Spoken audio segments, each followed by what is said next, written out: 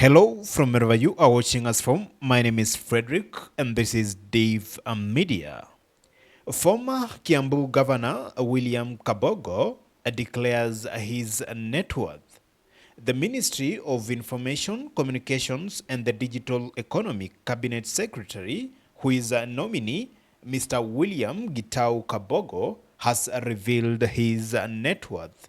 While speaking before the National Assembly Committee on Appointments on Tuesday, Kabogo revealed that his net worth currently stands at 3.01 billion.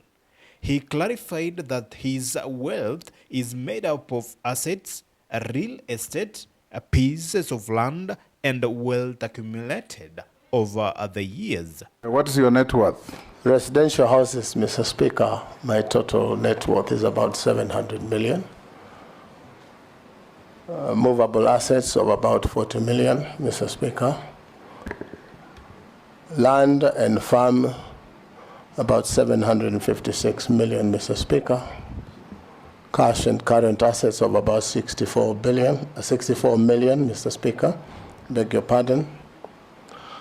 And interest and shares in companies, approximately 1.5 billion.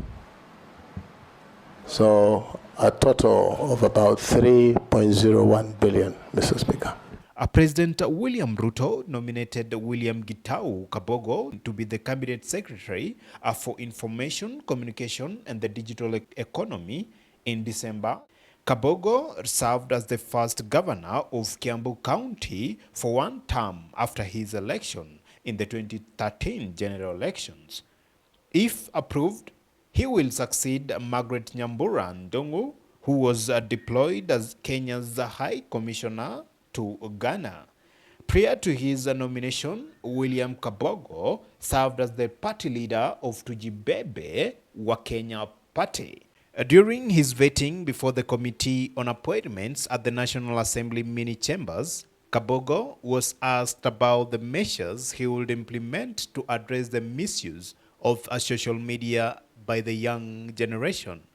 In his response, he emphasized that engaging the youth on the ethical use of the internet would help reverse the current situation.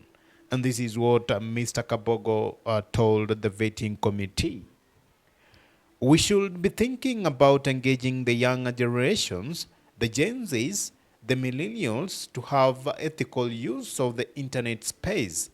Today, they will be Gen Zs, but in a couple of years, they will be parents. The engagement should be such that if you put Kabogo in a coffin, as is the case now, at one time they will be fathers like me. How will they feel if their father is put in a coffin? A genuine engagement is needed with the parties involved in doing these things, Kabogo added. Mr. Kabogo also highlighted the existence of the Computer Misuse and Cybercrimes Act, which was put up to address such issues.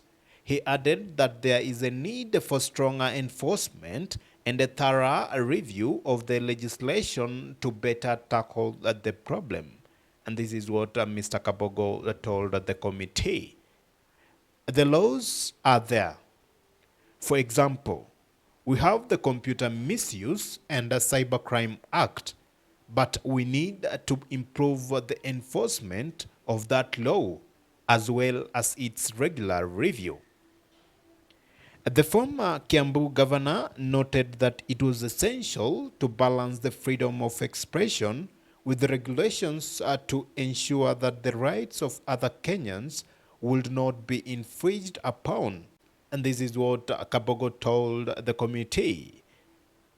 We should also be cognizant of the fact that there is freedom of expression in Kenya. We have to strike a balance such that the freedom of one does not infringe upon the freedom of another. Kabogo's soft-spoken sentiments seem contrary to the hard-hitting stance taken by Interior CS Kipchumba Murkomen, who vowed to charge individuals caught misusing social media by sharing distasteful images of Kenyan leaders. Kabogo was born and raised in Komodhai village of Githunguri constituency in Kiambu County. He attended local schools, among them Thika Technical School, before joining Punjab University in India, where he graduated with a Bachelor of Commerce degree back in 1982.